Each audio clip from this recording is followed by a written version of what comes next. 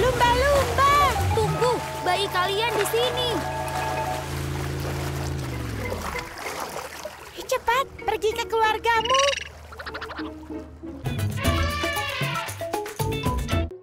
Aku ingin mencoba teropong baru. Hah? Ada apa di air? Lumba-lumba kecil. Kenapa tingkahnya sangat aneh?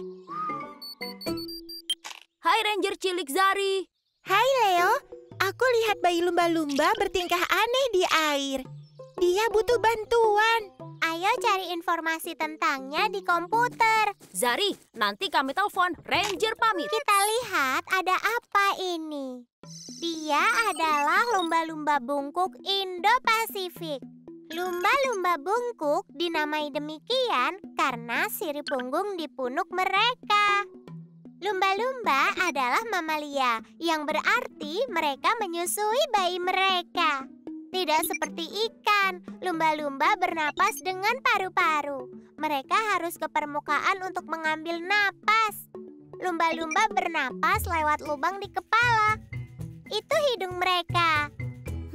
Tapi tidak ada penjelasan kenapa tingkahnya aneh. Kita lihat fotonya lagi. Oh tidak, dia kena jaring nelayan. Harus kita bantu. Semoga Bubbles tidak apa-apa. Bubbles? Bayi lumba-lumbanya, dia suka buat gelembung dari hidung. Bubbles! Aku akan menyelam. Jangan cemas kawan, akan aku bantu.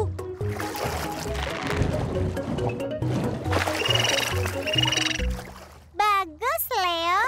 Bubbles selamat. Belum, kita tidak bisa tinggalkan dia sendiri. Kita harus cari keluarganya. Bagaimana cara mencarinya? Lumba-lumba bungkuk berkomunikasi satu sama lain lewat suara, siulan, dan teriakan. Bagaimana kalau coba bersiul? Jangan cemas, biar aku bantu. Kurasa tidak terdengar. Pasti ada cara yang lain. Tampaknya lumba-lumba bungkuk bisa pakai ekolokasi. Apa itu? Seperti kita, lumba-lumba melihat dengan mata. Tapi mereka juga bisa melihat dengan suara.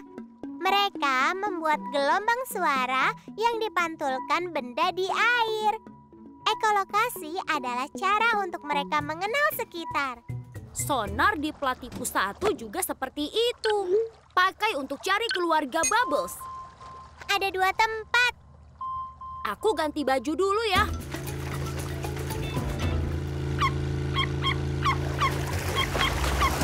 Lumba-lumba! Tunggu, bayi kalian di sini. Cepat ke keluargamu. Kenapa kau tidak mau? Halo, Ranger Cilik. Ranger Rocky! Kau sedang apa di sini? Aku sedang patroli bajak laut. Kenapa ada lumba-lumba bungkuk di sini? Kami ingin Bubbles kembali ke keluarganya, tapi dia tidak mau. Itu lumba-lumba hidung botol. Mereka beda keluarga. Bagaimana membedakannya? Ayo panggil temanku Ranger Joey untuk cari tahu. Dia ranger yang suka berenang dengan lumba-lumba. Hai Ranger Rocky, hai Ranger Cilik. Ranger Joey, Ranger cilik kita ingin tahu perbedaan lumba-lumba bungkuk dan lumba-lumba hidung botol. Baiklah Ranger Rocky. Mereka berdua kelihatannya memang mirip, tapi kalau diperhatikan akan ada perbedaannya. Coba lihat siripnya. Kalau siripnya itu besar dan melengkung, itu adalah ciri khas lumba-lumba hidung botol. Dan sirip lumba-lumba bungkuk Indo-Pasifik itu lebih kecil. Selain itu, warna mereka berdua juga berbeda. Bayi lumba-lumba bungkuk berwarna abu-abu dan jadi pink saat mereka dewasa.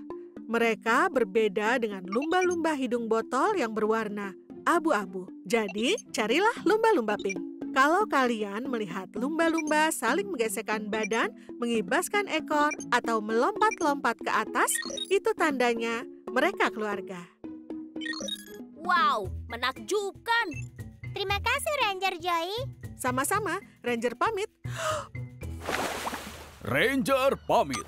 Kita harus periksa tempat satu lagi. Ahoy, aku harus mengejar bajak laut. Semoga beruntung, Ranger. Dan Ranger Rocky. Oh tidak, sonar tidak menemukan apapun. Bagaimana kita mencari keluarga Bubbles? Pakai cara lama dengan mata kita.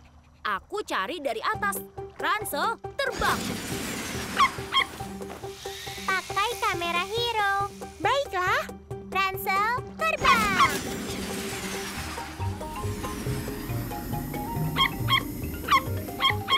kemarilah Hero. Kurasa itu jenis hewan laut lain, bukan lumba-lumba. Cari lagi. Hei, ada lumba-lumba di sini. Mereka tidak punya sirip. Mereka bukan lumba-lumba. Apa itu lumba-lumba pink? Coba lihat. Mereka pink, punya punuk, dan sirip punggung kecil. Mereka lumba-lumba bungkuk. Bagus, Katie. Bertemu di Platypus 1.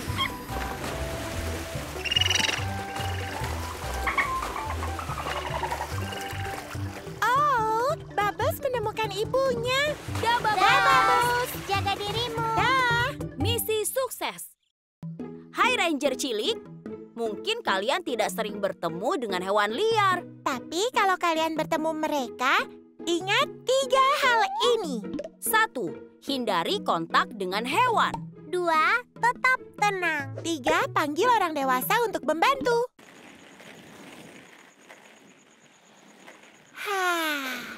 Malam yang sejuk dan damai.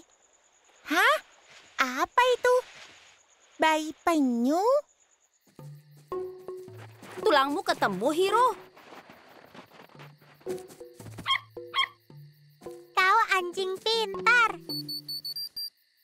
Oh, hai Ranger Cilik Zari. Ada apa? Hai Leo, aku di pantai dan menemukan bayi penyu di pasir. Bayi penyu. Oh, sangat lucu. Tapi dia sendirian. Menurutmu dia tidak apa-apa? Dia sendirian. Ayo cari informasi dan lihat kita bisa bantu apa di komputer. Aku juga ikut, Katie. Sementara, jangan tutup teleponnya. Sampai nanti, Hero.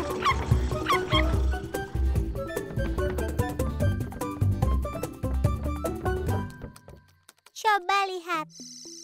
Dia bayi penyu sisik. Penyu sisik punya bentuk mulut seperti paruh. Rahang atas mereka lebih panjang dari rahang bawah, sehingga mulut mereka terlihat seperti paruh burung elang. Penyu sisik betina akan kembali ke tempat mereka menetas untuk bertelur. Satu penyu dapat menghasilkan 200 telur. Banyak sekali anaknya. Jadi mana saudara bayi penyu? Mungkin mereka masih di sarang. Penyu sisik keluar dari sarang bersamaan di malam hari dan secara insting langsung menuju air. Kenapa mereka tahu airnya di mana? Bayi penyu sisik berjalan menuju tempat paling terang di malam hari, yaitu cakrawala, tempat cahaya bulan memantul di air. Jadi, saudara bayi penyu akan keluar dari pasir sebentar lagi. Kalian mau datang dan lihat langkah pertama mereka ke laut? Tentu.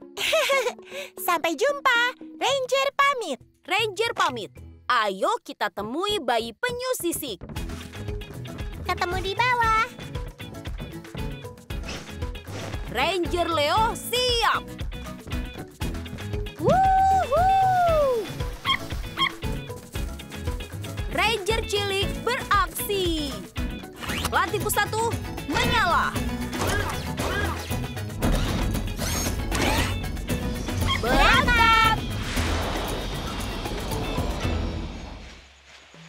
Selamat ulang tahun, bayi penyu sisik. Selamat datang di dunia. Lihat mereka.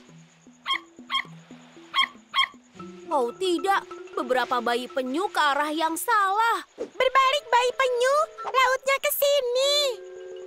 Kurasa bayi penyu salah karena lampu jalan. Lampu lebih terang dari pantulan cahaya di air. Kita harus tutupi lampu. Kita bisa pakai apa di sini? Aha, kita bisa pakai kantung sampah. Ide bagus, Dari. Tidak bisa. Aku saja. Kosong. Oh, Leo, bisa bantu? Tentu, Katie. Ransel terbang. Harusnya ini cukup, jadi tidak terlalu terang. bayi penyu berbalik kembali ke laut. Kita berhasil. Kemana ibu penyu sisik? Kenapa dia tidak melindungi dan memandu anaknya? Pertanyaan bagus, Katie. Ranger Rocky. Halo, Ranger Cilik. Untuk pertanyaanmu, Katie, setelah ibu penyu sisik selesai bertelur di pasir, dia menutupi telur dan kembali ke laut. Sarang ditinggalkan begitu saja, dan telur bisa dimakan pemangsa seperti biawak dan kepiting. Setelah telur menetas, perjalanan penyu sisik ke laut juga sangat berbahaya. Terutama di area perkotaan seperti ini. Ada pemangsa alami seperti kepiting dan burung, serta ancaman lain seperti polusi. Penyu sisik sekarang ini hampir punah. Kita harus berusaha untuk melindungi mereka. Jumlah mereka di alam liar sedikit. Kita harus bantu bayi penyu sisik sebanyak mungkin. Wow, beberapa malah menuju batu. Mereka bisa tersangkut. Dan aku lihat sampah di air. Penyu bisa tersangkut di kantung plastik. Ada yang ditarik ke bawah pasir. Ada bahaya di mana-mana. Ranger Cilik, ayo berpencar dan bantu bayi penyu. Oke. Baiklah. Ayo kita lakukan. Aha, mungkin ini bayi penyu akan kuselamatkan. Tunggu, bayi penyu. Jangan tersangkut kantung plastik. Nah, lebih baik. Harusnya bisa menjauh dari batu, bayi penyu. Awas, Hiro. Kepiting. Dan dia mencapit bayi penyu. Kemari, kepiting. Oh, tidak. Hei. Dapat. Maaf, kepiting. Jangan makan bayi penyu hari ini. Semua bayi penyu selamat. Dadah, bayi penyu. Semoga kita bertemu lagi saat kalian dewasa. Kau boleh pergi, kepiting. Maafkan aku. Kami akan bawakan makanan lain. Kalian hebat, Ranger Cilik. Hai, Ranger Cilik. Mungkin kalian tidak sering bertemu dengan hewan liar. Tapi kalau kalian bertemu mereka, ingat 3 hal ini. 1. Hindari kontak dengan hewan. 2. Tetap tenang. 3. Panggil orang dewasa untuk membantu. Tekan subscribe dan klik tombol suka.